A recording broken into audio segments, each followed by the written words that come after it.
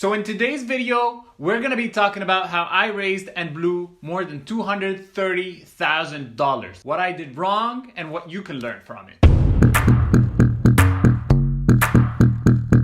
If you're new here, I'm Sam, and in this channel, I'm gonna be speaking about all things related to startups, businesses, being an awesome you, and anything I might think of. So if you think you'd find that interesting, please hit that subscribe button and don't forget to hit the bell icon as well. Before I get into things, however, I'd like to point out, this is not a video where I brag about getting the money and just burning it or, being really happy about it just so that I can get views or whatever. I'm really, really appreciative of every single person who has given me money along the years, trusting in me, my idea, or the team to actually want to put their hard-earned money into us. So if you're one of these people, thank you. I am, however, sharing this so that you can understand what happened with me, the mistakes I made, and so that you may also learn from it. Okay, so this whole thing started back in 2014. I had been working for a couple of years on creating entertainment apps and games, launching them into the app stores. I figured out the really hard way that you had to spend a lot of money to be able to survive and appear within that sea of apps. And when I figured that out, I simply had an idea. I wanted to create a network where a lot of these app developers who have apps.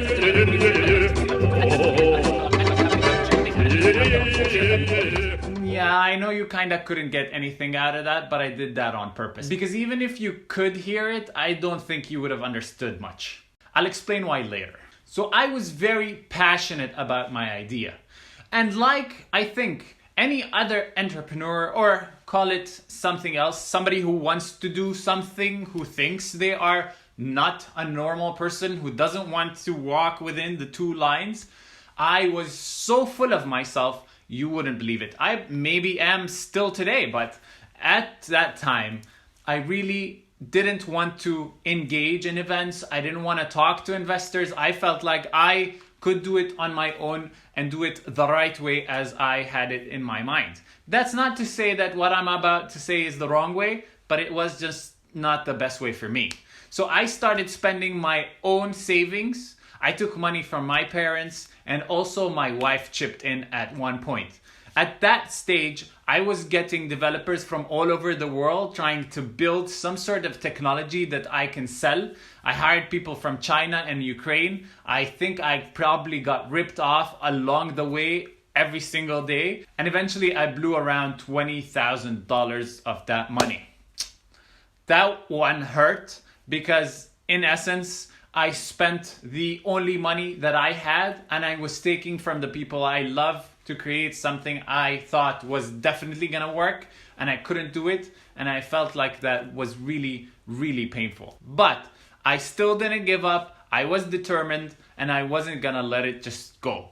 So I started educating myself. I took a couple of courses, I started creating a business plan, and I wrote the whole damn thing. And I don't know today if it really was that useful, but it taught me a lot of the things that I never thought about even when I had started doing this. And it wasn't a business, it was this. I should have been much more educated about what a business was. So after creating that business plan, I went ahead and pitched it to a family member who gave us our first official $10,000 investment. We took that money, I hired a very small team, I wasn't paying myself at the time because I felt guilty about it. And there's something I'd like to add here.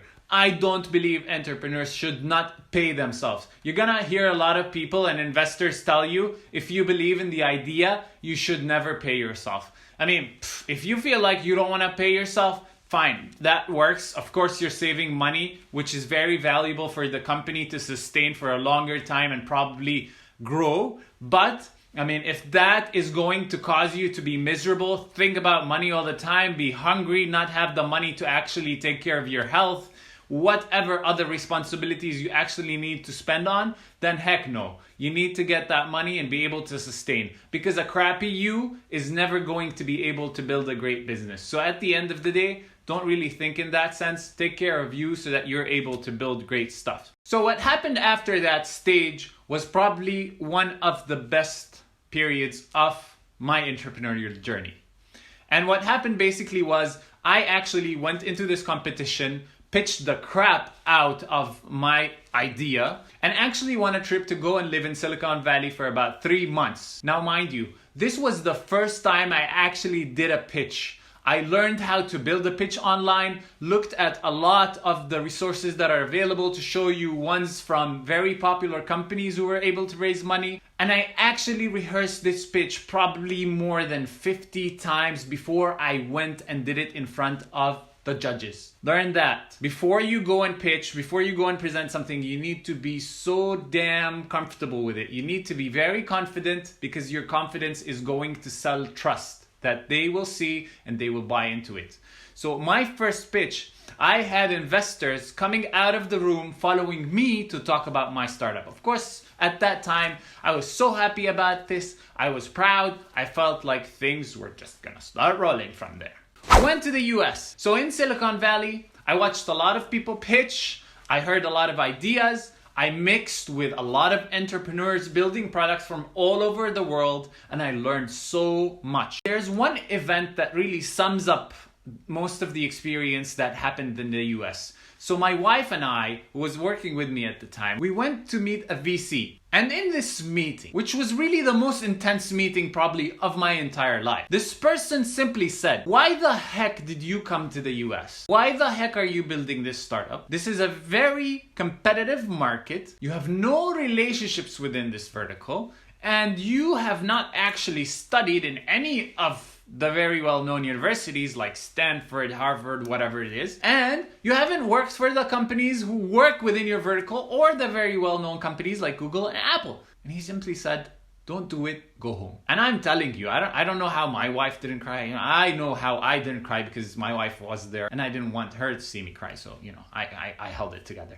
But really, I left that meeting feeling like my entire world was shattered. That was probably one of the best moments that could ever have happened to me. It grounded the crap out of me. I started learning that I need to become a much more educated person, understand much more than I used to, and be able to come back and hit again.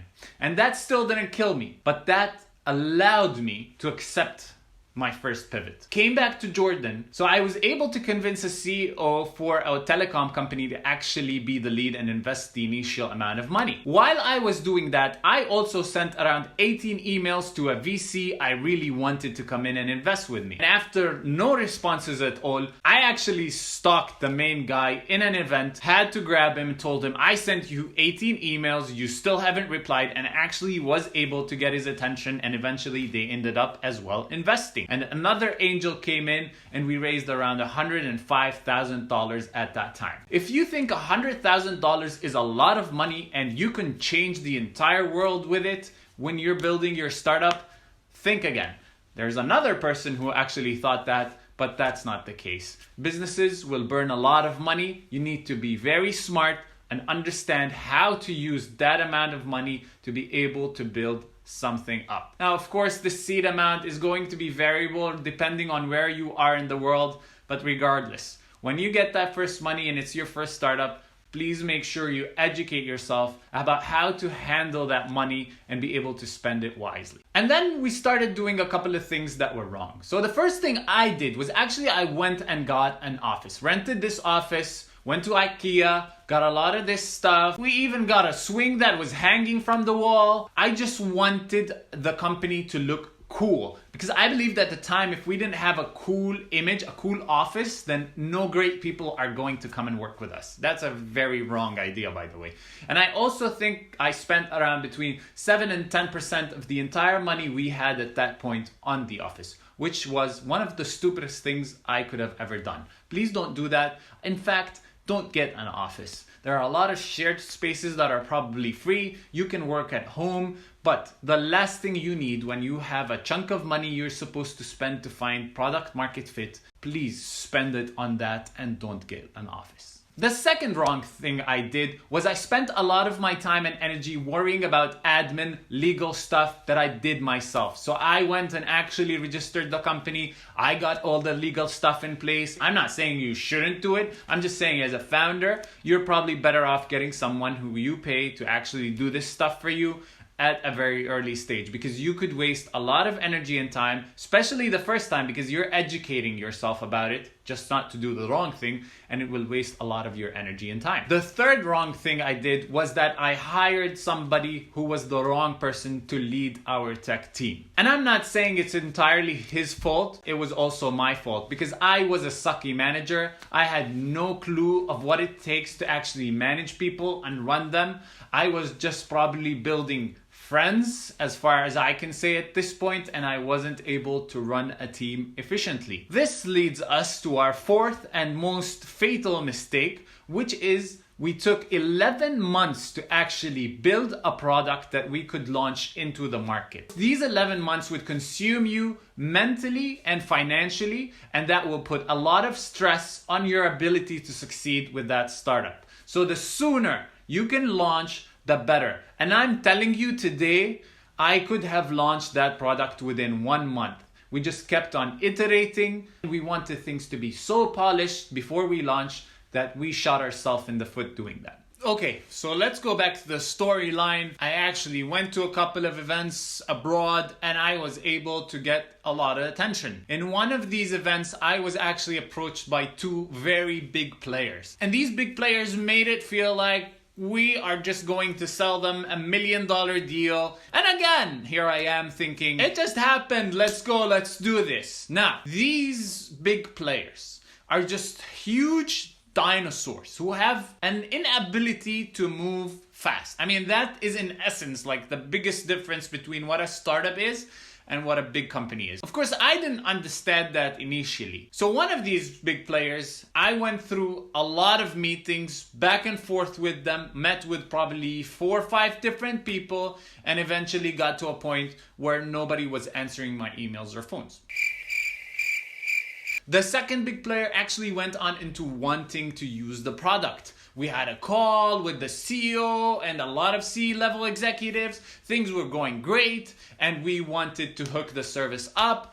They were hacked, an issue happened, they were sold. You won't believe the amount of things that actually happened right after we were actually meant to implement. However, I'm not gonna blame that on luck, but eventually it did not happen. Now this caused me to waste a lot of my own and my team's energy, and we spent a lot of time trying to build the product that these big players want. My tip for you here is to never let the big boys be your lifeline. You should always have a lot of small to medium businesses as your lifeline in the early on stages. It's not bad or wrong to talk to the big players, but you should always understand that it's going to take so much time, probably even much longer than you would have imagined in your worst scenario.